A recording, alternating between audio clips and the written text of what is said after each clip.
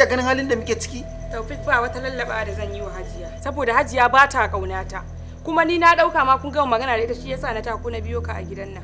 Wanda ya dafa baki a baki ba zai mishi wahala in dai a baki ne zan baki. To sauko ko in zo in sauko da kai. Wai me haka ne Hafsat? Haba dan Allah dan Annabi. Bai kamata abu da kika baki kyauta ba. Ke da zamu tsaya mu lallaba Hajiya ta bamu wajen da zamu zauna? Kuma kiya zo ki haka ai bai dace ki haka ba.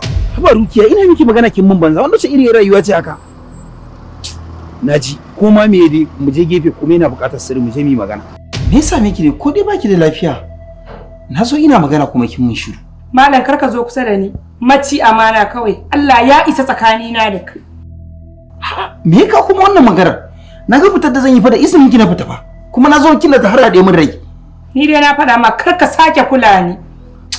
Kinga da Allah Hafsa na fara gajiya da irin wannan shiriri ta taki da Allah. Ni kuma sai na ci gaba da zuba ido wata 'yar iska tana gaya min baƙaƙen maganganu akan ka ko? To wace take gaya miki maganganu haka? 'Yar iskar da ka je wajen ta mana. Okay, shine dan kin yi rigima da wata shine zaki wuce akai na dan shashanci irin naki. Okay, ni ce ma shashasha. Ai ga shashasha can ka bar wanda kuka gama rashin mutuntun ku da ɗiba albarkar ku. Wallahi Hafsa zan miki mukun duka a gidan nan. Kina shige min etin fa da yawa. Ai da mata bar makunya da hauka ake naɗe ta. Ke?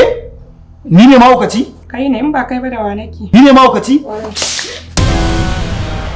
So ya haɗa mu hagu da dama so nake miki.